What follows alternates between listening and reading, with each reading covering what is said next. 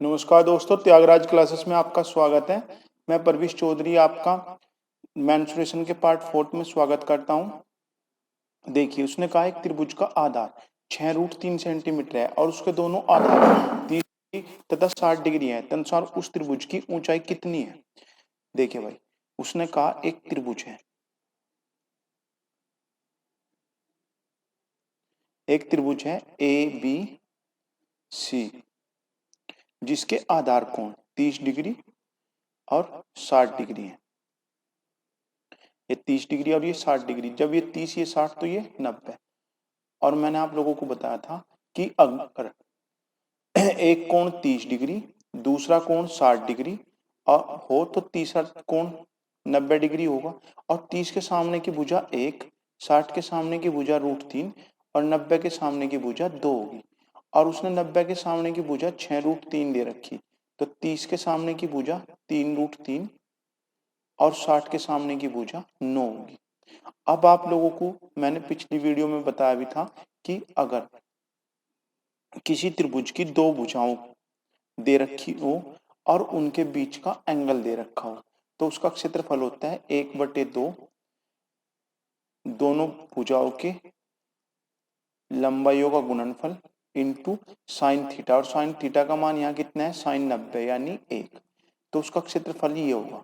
अगर कहीं पर ये ऊंचाई हो, किसी भुजा के पर कोई लंब डाल रखा हो आधार पर, ये इसका आधार हो गया और ये इसका लंब हो गया, तो त्रिभुज ए बी सी का क्षेत्रफल क्या होगा? 1/2 BC यानी 6√3 और गुणा AD। ये AD हमने इस पर लंब डाला तो गुणा AD।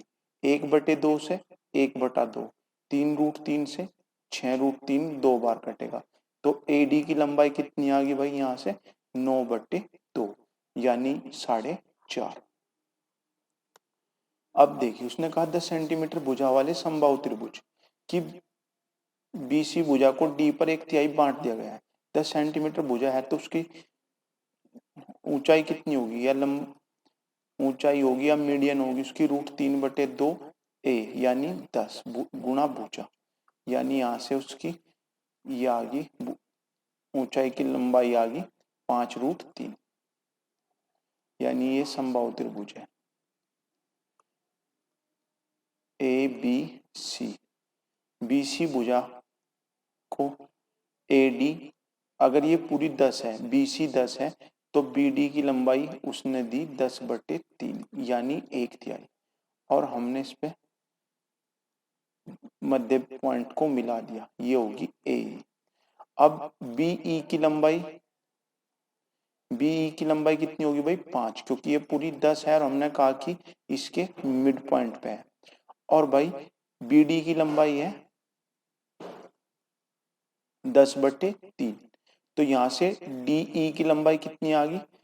यहाँ से DE की लंबाई आ गई 5 माइनस के 10/3, यानी हमने BE में से अगर BD को घटा दिया तो इसकी लंबाई आ गई 10/3, यानी DE आ गया 5/3। अब हमारे पास एक त्रिभुज है DE, इस प्रकार एक त्रिभुज है DE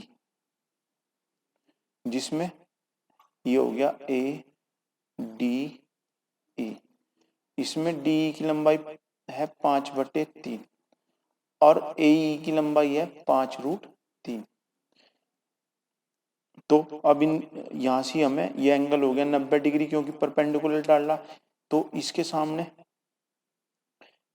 क्या होगा? कर्ण होगा। और कर्ण क्या होता है भाई? 5√3 का स्क्वायर प्लस 5/3 का स्क्वायर। तो ये हो गया 5 5 25 दिया 75 और ये हो गया 25/9 का अंडर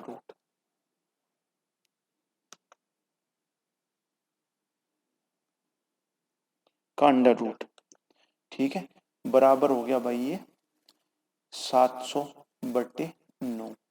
और 700 क्या है? 100 गुणा 7, यानी यहाँ से 10 बार आ जाएगा, 10/3 बार और √7।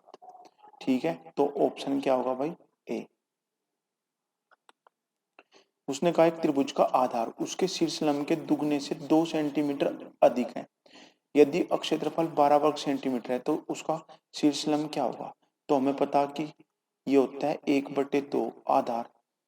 अगर उसका आधार उसके शीर्षलंब हमने अगर x मान लिया तो आधार क्या है?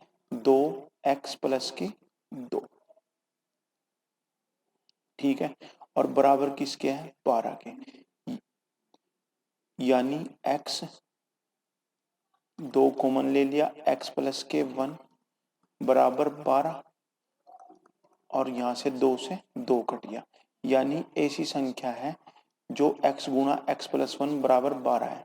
यानी ऑप्शन कौन सा? उठ करके देखें अगर हम इसमें 3, तो 3 गुणा 4 यानी 12 के ऐसे टुकड़े जिनका अंतर 1 हो, तो वो होते हैं 3 गुणा 4 यानी 12। तो ऑप्शन कौन सा हो गया भाई? बी। हमें हमेशा ऐसे क्वेश्चनों में ऑप्शन ही चेक करनी चाहिए।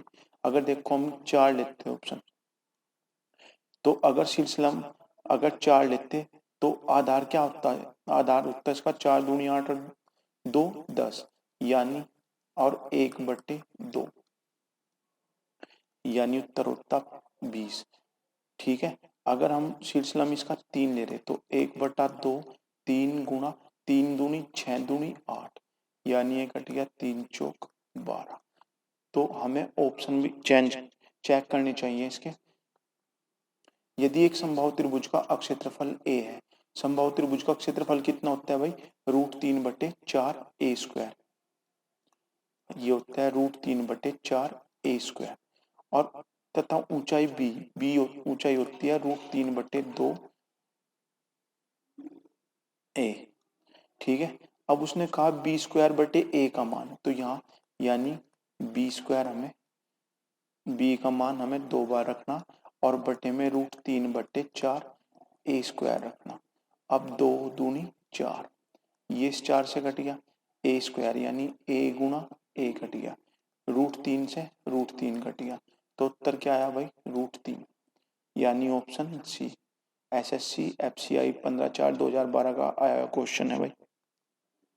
एबीसी एक समद्विबाहु समकोण त्रिभुज है, यानी जिसमें कोण बी 90 डिग्री, उसकी भुजाओं AC तथा AB पर दो समबाहु त्रिभुज ACD तथा ABE बनाए गए हैं। तो त्रिभुज ABE तथा त्रिभुज ACD के क्षेत्रफलों का अनुपात ज्ञात करो। देखो भाई, मैंने आपको कितनी बार बताया और इसी से कितना आसान हो जाएगा क्वेश्चन करना। अगर ये 90 डिग्री है और ये समद्विबाहु समकोण त्रिभुज है, तो इसका मतलब ये कोण और ये कोण बराबर होंगे, क्योंकि ये भुजा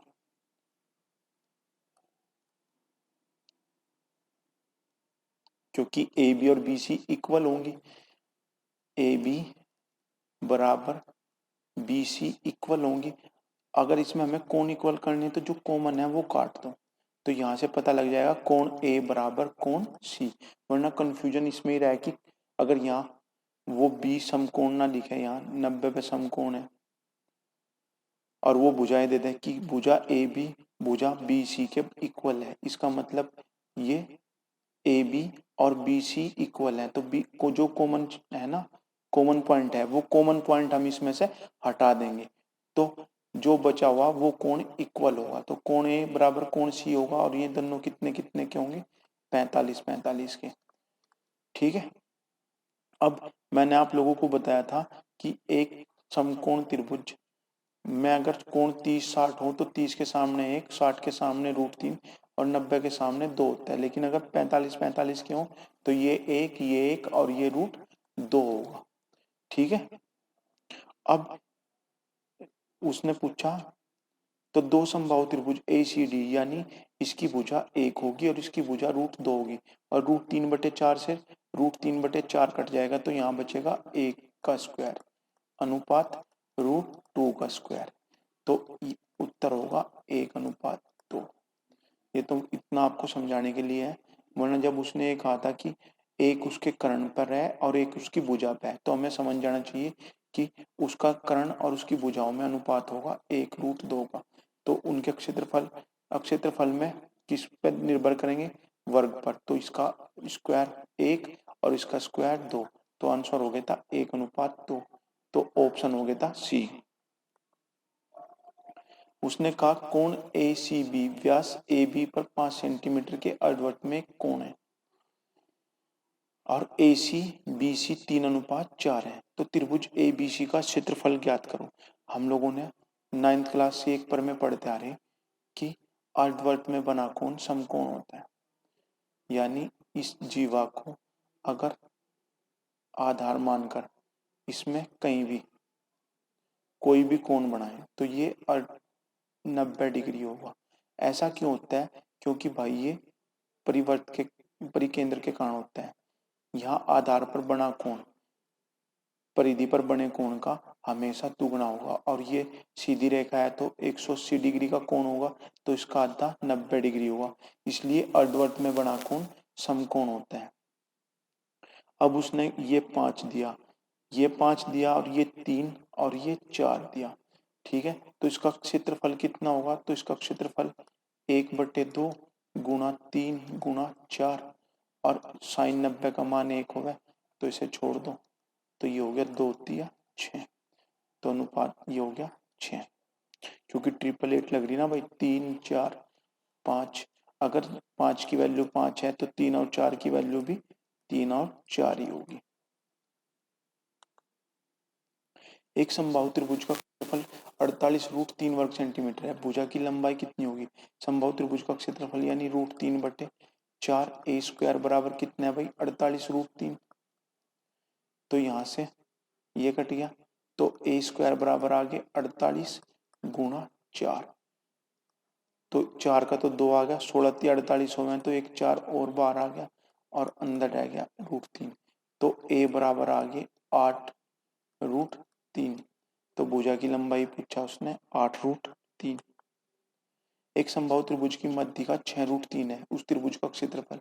मैंने आपको बता रखा कि एरिया और मीडियन में क्या रिलेशन होता है, रिलेशन ये a² √3 होगा, तो ये a√3 होगा। अब a√3 की वैल्यू उसने 6√3 दे रखी, तो a² कितना हो जाएगा भाई? 36√3। तो ऑप्शन क्या हो जाएगा? ऑप्शन हो जाएगा डी। यदि एक समबाहु त्रिभुज का परिमाप 18 है तो प्रत्येक मध्यिका की लंबाई, मैं हर बार आप लोगों को लिख लिख के बता रहा कि एरिया, मीडियन, पैरामीटर और साइड्स में रिलेशन a²√3 a√3 और भाई यहाँ a×6 और यहाँ a×2।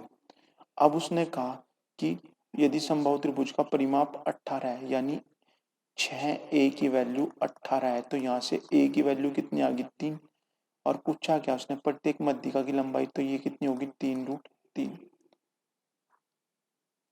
ये आपको समझाने के लिए है, वरना इसे हम 6 से काटते तो यहाँ 3 आ जाता और उसके साथ बस √3 लगाना था। उत्तर। एक समभुज त्रिभुज की प्रत्येक भुजा को 2 सेंटीमीटर कम करने से उसके क्षेत्रफल में 4√3 सेंटीमीटर की कमी हो जाती है। त्रिभुज की प्रत्येक भुजा की लंबाई कितनी होगी? तो देखो भाई, यहाँ बड़ी भुजा, बड़ा जो त्रिभुज होगा भाई, ये एक बड़ा त्रिभुज था, इसकी भुजा a+2 थी। अब जो इसमें 2 की कमी कर दी तो ये क्या बची? a। लेकिन हम इसका क्षेत्रफल भी इस तरह ही निकालेंगे, √3/4 a², और इसका √3/4 a+2 का स्क्वायर। तो √3/4 दोनों में है तो इसे कॉमन ले लेंगे, तो ये हो गया a+2 का होल स्क्वायर माइनस a²। अब इसे खोल लेंगे तो ये होगा a² + b² प्लस 2ab, 2 दूनी 4a माइनस के a² से a² कट गया, और ये हो गया भाई 4√3 के इक्वल। √3 से √3 कट गया, तो यहाँ a+4 कॉमन ले लिया हमने, तो ये बचा a+1 और इनटू में 1/4 बराबर 4। तो a बराबर कितने आ गया भाई? 3। और उसने पूछी कौन सी? की त्रिभुज की प्रत्येक भुजा की लंबाई, यानी बड़ी भुजा। बड़ी भुजा कितनी मान रखी हमने? a+2, तो इसमें 2 और ऐड कर देंगे तो ये कितनी हो जाएगी भाई 5। तो आंसर क्या हो गया भाई 5 सेंटीमीटर। यदि एक त्रिभुज ए बी सी की ए बी बी सी और सी ए भुजाओं की लंबाइयां क्रम से 10, 8 और 6 और एम बी सी का मध्य बिंदु है और एम एन समांतर है ए बी के, एन पर ए सी को काटता है, तो समलंब ए बी एम एन का क्षेत्रफल कितना हुआ। देखो कितना प्यारा क्वेश्चन है भाई। उसने कहा कि ए बी सी एक त्रिभुज है, ठीक है, एम एन ए बी के समांतर है, इसलिए हम ए बी को नीचे मान लेंगे। ये हो गया सी। अब एम एन, उसने कहा A B B C, A B की लंबाई है भाई 10, बी सी की लंबाई है 8 और सी ए की लंबाई है भाई 6। एम बी सी का मध्य बिंदु है, बी सी का मध्य बिंदु है, इसका मतलब ये 4 और एन ए सी को काटते हैं, ये हो गया भाई एन। ठीक है, ये 4 ये 3। अब देखो इसमें ये कोण कॉमन है त्रिभुज ए बी सी में और त्रिभुज सी एन एम में, ये कोण क्या हो गया इक्वल है। और अगर दो पैरेलल लाइन को कोई रेखा एक तिर्यक रेखा काटती हो तो ये कोण और ये कोण इक्वल होंगे, तो ये कोण इस कोण के इक्वल और ये कोण इस कोण के इक्वल, तो ये क्या हो गया भाई समरूप त्रिभुज हो गए। अब इसकी जो इस भुजा में इसका इस भुजा में अनुपात है उसका वही इस भुजा का इस भुजा से अनुपात होगा और वही इस भुजा का इस भुजा से अनुपात होगा। तो ये ए बी की लंबाई कितनी है 10, तो इसकी होगी 5। तो ये क्या बन गया एक समकोण त्रिभुज, ये भी बन गया और समकोण त्रिभुज ये भी बन गया। तो बड़े त्रिभुज का क्षेत्रफल होगा 1/2 6 गुणा 8 माइनस इसमें से पूरे त्रिभुज में से अगर हम छोटे वाला त्रिभुज घटा दें तो इसकी इस समलंब की लंबाई निकल जाएगी -1/2 3 गुणा 4, तो ये हो गया 2 तिया 6 यानी 24। पूरे त्रिभुज का एरिया आया 24, इसमें से हमने 2 तिया 6 घटा दिया तो कितना बचा 18। तो इसका मतलब ये 18 है और ये 6 है और पूरा कितना है 24, तो इसका उत्तर होगा भाई 18। एक समद्विबाहु त्रिभुज की प्रत्येक भुजा की लंबाई 10 सेंटीमीटर है और उन दोनों भुजाओं के बीच अंतर्विष्ट कोण 45 डिग्री है, तो त्रिभुज का अक्षेत्रफल ज्ञात करो। ये हो गया भाई 10, ये 10 और इनके बीच का ये एंगल दिया हुआ 45 डिग्री। तो मैंने आपको सबसे शुरू में बताया था कि ये साइन रूल है कि अगर हमें दो भुजाओं और उनके बीच का एंगल दे रखा हो तो त्रिभुज का क्षेत्रफल दोनों भुजाओं का गुणनफल और उनके बीच साइन थीटा का मान, और साइन 45 का मान होता है भाई 1/√2 और √2 हटाने के लिए ऊपर नीचे √2 की गुणा, तो √2 यानी 2 दूनी 2 पंजे 10 और 2 पंजे 10, तो ये हो गया पंजो पंजो 25√2, तो ऑप्शन हो गया भाई सी। उसने कहा एक त्रिभुज का परिमाप 54 सेंटीमीटर है और उसकी भुजाएं 5, 6, 7 के अनुपात में है, तो त्रिभुज का अक्षेत्रफल क्या होगा। एक त्रिभुज का परिमाप दे रखा है 54 और उसका भुजाएं दे रखी 5, 6, 11 और 7 18। 18 x बराबर कितना है भाई 54 है, तो x की वैल्यू कितनी आ गई 3, यानी उसकी भुजाएं हैं 15, 18 और 21 और अर्ध परिमाप कितना है भाई उसका 27, तो यहाँ फार्मूला लगा दो, ये हो गया 9 गुणा 3 27 भाई s minus A s minus B s minus C, और 27 में से 15 गए तो बचे 12, तो 4 गुणा 3, 27 में से 18 गए 9 और 27 में से 6 गए 27 में से 6 गए वो 21 गए तो 6, इसे लिखो 3 गुणा 2। अब देखो यहां से भाई 9 बाहर, 4 का 2 बाहर और 3 बाहर और 3 दूनी 6, ये रह गया भाई अंदर। तो 9 दूनी 18 तिया 54√6। तो ऑप्शन हो गया हमारा बी। इसमें हमने फार्मूला लगाया Heron's formula, S S minus A S minus B S minus C. और एस क्या होता है? अर्ध परिमाप होता है, यानी तीनों भुजाओं का योग बटे 2। उस त्रिभुज की भुजाओं का अनुपात 1/2, एक त्रिभुज की भुजाओं का अनुपात 1/2 अनुपात 1/3 अनुपात 1/4 है और उसका परिमाप 104 सेंटीमीटर है। सबसे लंबी भुजा की लंबाई बताओ। तो सबसे लंबी भुजा की लंबाई कौन सी होगी भाई? सबसे लंबी भुजा 1/2 वाली होगी, क्योंकि ये 50%, ये 33 से 1/3 और ये 25%। तो यहाँ हो गए 1/2 1/3 अनुपात 1/4। अब इनकी लेंथ या तो इनमें एक कॉमन संख्या से गुणा कर दो या एलसीएम से, या यहाँ देखो यहाँ 2 है तो 3 चौक 12, यहाँ 3 है तो इसे छोड़ दो, 4 दूनी 8, और यहाँ 4 है तो 2 तिया 6, और 2 से काट लो तो ये हो गया 6 अनुपात 4 अनुपात 3, यानी टोटल लंबाई 13 है और 13 की वैल्यू 104 है। तो 13 × 104, तो अगर हमने 13 को 8 गुणा किया तो सबसे बड़ी भुजा 6 को भी 8 गुणा कर देंगे, तो ये हो जाएगी 6 × 48। अब ये यहाँ से क्वेश्चन शुरू हो गए आयत पर आधारित। उसने कहा एक आयत ABCD की भुजा AB को XYZ बिंदुओं द्वारा 4 बराबर भागों में बांटा गया। तदनुसार अक्षेत्रफल त्रिभुज XYC का अक्षेत्रफल आयत ABCD से कितना होगा? ये देखो भाई, उसने माना कि ये AB भुजा, ये C और ये D होगा। इसमें बिंदु लिए उसने X, Y और Z। ये AC इसका विकर्ण होगा। अब यहां से इस तरह होगा, सॉरी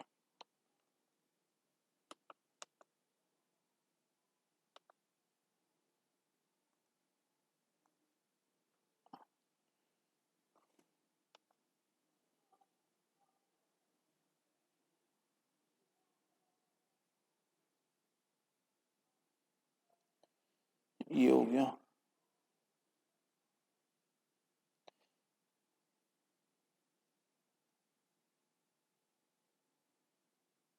ठीक है, ये हो गया भाई X, ये हो गया Y और ये हो गया Z। आयत एक ऐसी आकृति होती है जिसके आमने सामने की भुजाएं बराबर और प्रत्येक कोण 90 डिग्री होता है। अब देखो, अगर हम इसका पूरे का क्षेत्रफल 8 मान लें तो इस विकर्ण क्या करेगा? इसे 2 बराबर भागों में विभक्त करेगा। तो ये क्या हो गया भाई? 4। अब इसके 4 टुकड़े कर दिए उसने, 3, ये हो गया 1, ये हो गया 2 और ये 3 और ये 4, यानी 1 1 1 1। तो ऐसे ही हमने इस खेत को भी पूरे को 8 बीघे मान लिया कि ये 8 हेक्टेयर है। तो विकर्ण AC ने क्या कर दिया? इसे 4 4 में बांट दिया और उसके बाद इन्हें बराबर भागों में बांटा। तो ये 1 ये 1 ये 1 और ये 1। अब उसने XYC ये हो गया 1 और ABCD कितना था? 8। तो ये इसका कौन सा भाग है भाई? 1/8 का भाग है। तो ऑप्शन हो गया इसका डी। ठीक है, अगर यही वो पूछ ले कि XYZ का ACZ से बताओ, ACZ से अनुपात बताओ, तो XYZ का मतलब हो गया 1 और 1 2 और ACZ का मतलब हो गया 1 2 3। तो अनुपात कितना हो गया? 2:3। यही पूछ ले वो कि XYZ का त्रिभुज ADC से बताओ, तो XYZ कितना है? 2 और ADC कितना है? 4। तो अनुपात कितना हो गया? 1:2। तो हमेशा जितने उसने इसके पार्ट किए उससे दुगुना मान लो कि वो खेत था। एक खेल का मैदान आयताकार है, उस मैदान की भूमि को इस्तेमाल लायक बनाने के लिए 25 पैसे प्रति वर्ग मीटर की दर पर 1000 रुपये खर्च किए गए। यानी ये खेत था, 1000 रुपये में ये फिट हो गया। अब उसने कहा कि उस मैदान की चौड़ाई 50 मीटर है। अच्छी बात है। यदि उस मैदान की लंबाई 20 मीटर बढ़ा दी जाए, यानी हमने एक खेत और लगा लिया। अब एक तरीका तो यह है कि हम यहाँ 1000 को 0.25 से गुणा करें, भाग करें, और उसके बाद जो निकल के आया 4000 उसे 50 से भाग करें, 80 यहाँ लंबाई आए, और 80 में 20 जोड़ के 100, फिर उसमें हम वो करें, तो वो क्या है, एक प्रशंसित नहीं है, यानी वो पेपर के हिसाब से अच्छा नहीं है। तो एक बात बताओ भाई, जब इस खेत को तैयार कर लिया तो इसे भूल जाओ।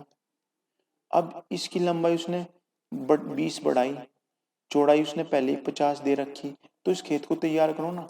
तो ये हो गया 20 गुणा 50, और इस 25 पैसे, 25 पैसे का मतलब 1/4, 4 पंजे 20, 50 पंजे 250। तो 1000 रुपये इसमें लग रहे थे, 250 रुपये इसमें लग रहे, तो पूरा खेत दोनों कितने में तैयार हो गए, 1250 में। अब जब ये खेत तैयार है तो भाई इसमें बीज बोओ ना। अब इस पे बार बार क्यों निकाल ले, इसका निकला हुआ है, इसका ऐड कर दो बस, तो 1250।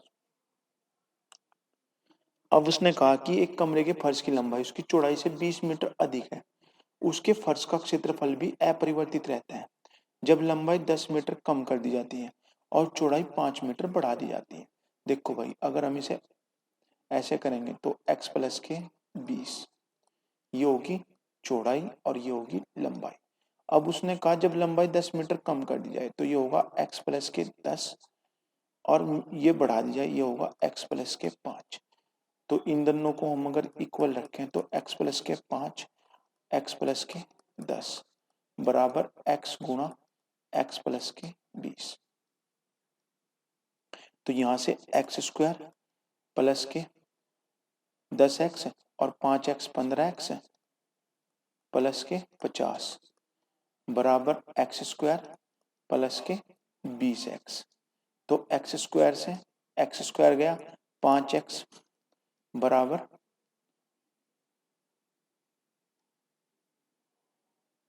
नहीं 15x,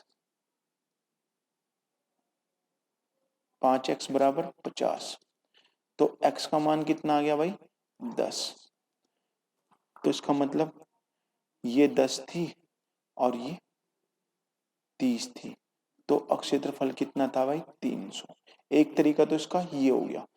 अब 280 के, अगर हम, ये तो एक तरीका हो गया। अगर हम यहाँ देखें 280 के ऐसे टुकड़े जिनका अंतर 10 हो, 280 के क्या क्या टुकड़े हो सकते हैं, 28 और 10। अगर ये 42 करेंगे तो ये 5 करेंगे, अंतर 10 का कहीं भी नहीं आनेगा, तो इसका मतलब खत्म। 325 ये क्या हो गया, 25 गुणा 13 भाई, 25 गुणा 13, ठीक है। तो इसके तो टुकड़े होने के ही नहीं जिनका अंतर 10 हो। अब 300 बचा, 300 के टुकड़े 10 गुणा 30, अंतर, सॉरी 20 का अंतर देखना भाई यहाँ। तो यहाँ 28 और 10 में 18 का अंतर है, 42 और 5 में 37 का अंतर है, तो आने का नहीं, तो ये हो गया 20।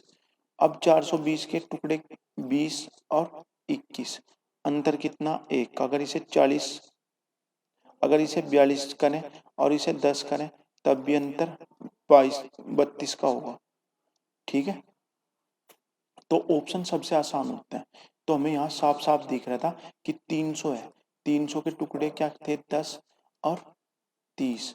अगर इसे 5 बढ़ा दें 15 और इसे 10 कम कर दें 20, तो 15 और 20 की गुणा तब भी 300 ही होती है। तो ऑप्शन ये है। ये इस तरह करना बहुत लंबा पड़ता है, पेपर के हिसाब से इस तरह करना बहुत हानिकारक है। एक आयत की लंबाई और परिमाप 5:18 के अनुपात में तदनुसार उसकी लंबाई और चौड़ाई का अनुपात बताओ। हमें पता कि परिमाप क्या होता है, 2l प्लस बी, यानी 2l और 2b।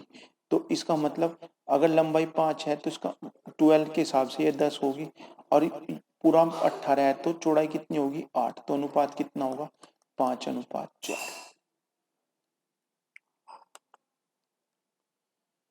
उसने कहा 25 मीटर लंबे और 15 मीटर चौड़े एक सभागार के चारों ओर 3.5 मीटर की समान चौड़ाई का एक बरामदा है। उस बरामदे का फर्श 27.50 का मतलब हो गया 55/2 प्रति वर्ग मीटर की दर पर तैयार करने का कुल लागत कितनी होगी। ठीक है, एक तरीका इसका भाई जो फार्म देखो, अगर ये आयताकार सभागार है और इसके बाहर एक हमने बरामदा तैयार करना जो समान चौड़ाई का है। ठीक है, तो इसकी जो रास्ते की लंबाई होगी, इस रास्ते की जो क्षेत्रफल होगा वो होगा 2x l plus B plus 2x। अगर रास्ता बाहर होगा तो यहाँ प्लस, अगर रास्ता अंदर होगा तो यहाँ माइनस। एक कहता है कि बीचों बीच रास्ता बीचों बीच हो इस तरह, और एक दूसरे को समकोण पर काटता हो, तो इस रास्ते की का क्षेत्रफल, तो इस रास्ते का क्षेत्रफल होता है भाई x l plus B minus X. रास्ता अंदर बनेगा तो यहाँ हमेशा माइनस रहेगा। ठीक है, तो इसका हो गया भाई 2 गुणा 3.5 प्लस l प्लस बी 25 और 15 40 प्लस के ये हो गया 7। ठीक है, तो ये हो गया 47 गुणा 7 और ये कितना है भाई 27.5। 27.5 को लिख सकते हैं हम 55/, इसे क्या लिख सकते हैं भाई 55/2। ठीक है, और यहाँ देखो 55 में क्या है भाई 11 का मल्टीपल है, ये है 11 गुणा 5। तो हमें सबसे पहले तो हमें यही चेक करना था कि ये 55/2 है। 55 क्या है 11 और 11 का मल्टीपल चेक करना था हमें इसमें। तो ये हो गया 9 4 13, 13 और 5 18, 18 में से 10 गए यानी यहाँ बच गया 8। ये हो गया 8 और 4 12, 12 और 5 17, 17 में से 6 और 1 7 घटाएंगे तो ये हो गया 10, ये भी नहीं। ये हो गया 9 4 13, 13 और 5 18, 18 में से 0 7 7 0, 18 में से 7 घटाई तो बच गया 11। ये हो गया 8 और 4 12, 12 और 5 17, 17 में से 7 घटाई ये हो गया 10। तो ऑप्शन हो गया सी। और आप इसकी भी गुणा करोगे तो इतना ही आएगा 47 गुणा 7 गुणा 55/2। काटोगे तो आंसर यही आएगा 90 47.50। तो अगर कहीं भी 11 का मल्टीपल हो तो ऑप्शन भी 11 का मल्टीपल चेक करना चाहिए। एक आयत की लंबाई 20 सेंटीमीटर है और क्षेत्रफल 200 वर्ग सेंटीमीटर है। यदि उसकी केवल लंबाई बढ़ाकर उसके क्षेत्रफल में 6/5 गुनी वृद्धि कर दी जाए तो इस प्रकार निर्मित आयत का परिमाप कितने सेंटीमीटर हो जाएगा। अब देखो ये 20 है लंबाई और आयत का क्षेत्रफल क्या होता है लंबाई इंटू चौड़ाई। ठीक है, अगर ये 20 है और ये 200 है तो इसका मतलब यहाँ चौड़ाई कितनी है भाई 10। ठीक है, और इसका परिमाप कितना था पहले 2 गुणा 20 प्लस 10 यानी 60 था। अब एक बात देखो उसकी केवल लंबाई में वृद्धि करी यानी लंबाई में 6/5 होगी, 5 चौक 20 6 चौक 24। तो यहाँ पहले 20 था यहाँ 24 हो गया तो इसे लिखेंगे 2 24 प्लस के 10, तो 24 और 10 34 दूनी 48, 34 दो 24 और 10 34 दूनी 68। तो ऑप्शन कौन सा होगा भाई डी। एक हॉल 15 मीटर लंबा और 12 मीटर चौड़ा है। यदि उस हॉल के फर्श तथा छत के अक्षेत्रफलों का योग उसकी चारों दीवारों के अक्षेत्रफल के बराबर हो तो उस हॉल का आयतन कितने घन मीटर होगा। उसने आयतन पूछ लिया। ठीक है, ये 3D का क्वेश्चन है। अब देखो अक्षेत्रफल क्या होगा फर्श का होगा लंबाई गुणा चौड़ाई और छत का भी कितना होगा लंबाई गुणा चौड़ाई यानी ये होगा 2 गुणा 15 गुणा 12 और इसका चारों दीवारों का क्षेत्रफल होगा 2l plus B into height. ठीक है, तो ये हो गया भाई 2 गुणा 15 गुणा 12 बराबर 2। एल प्लस बी कितना हो गया भाई, 15 गुणा 12 27, 27 गुणा एच, 2 से 2 कट गया, 3 पंजे 15, 3 नम 27, 9 तिया 3 तिया 9, 3 चौक 12, तो ये हो गई एच 20/3। अब आयतन क्या होता है, आयतन होता है L into B into H. L है 15, बी है 12 और एच है 20/3, तो 3 चौक 12, 15 चौक का 60, 60 दूनी 120 और 1 जीरो एक्स्ट्रा, तो ये हो गया भाई 1200।